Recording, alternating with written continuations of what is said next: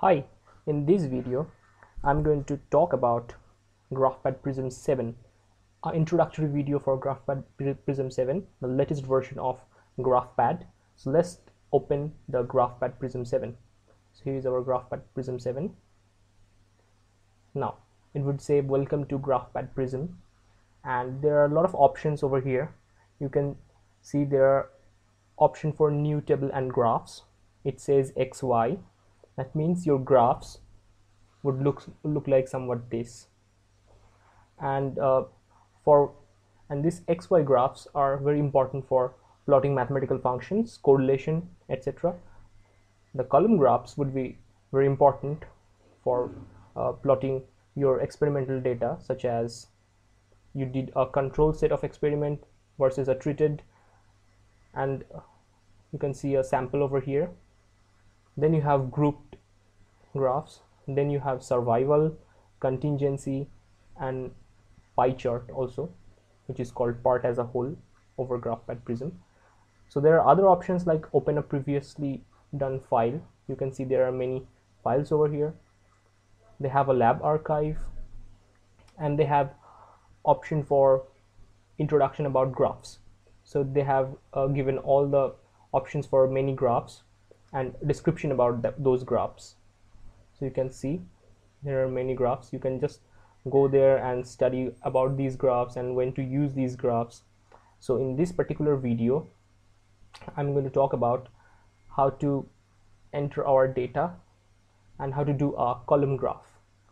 So let's go and make a column graph. So in order to make a column graph, we would click on column.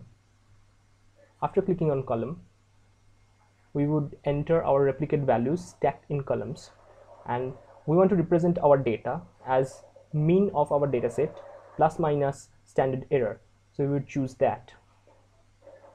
After choosing that, they would give an option for statistical analysis. We won't click here because we would do the statistical analysis later.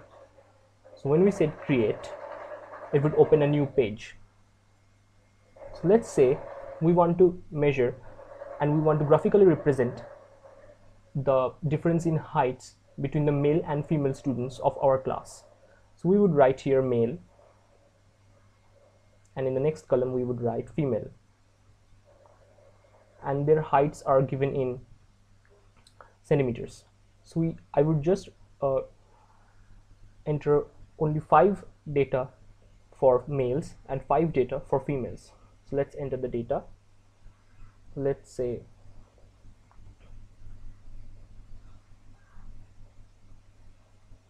so there are 5 data for males and 5 data would be for female.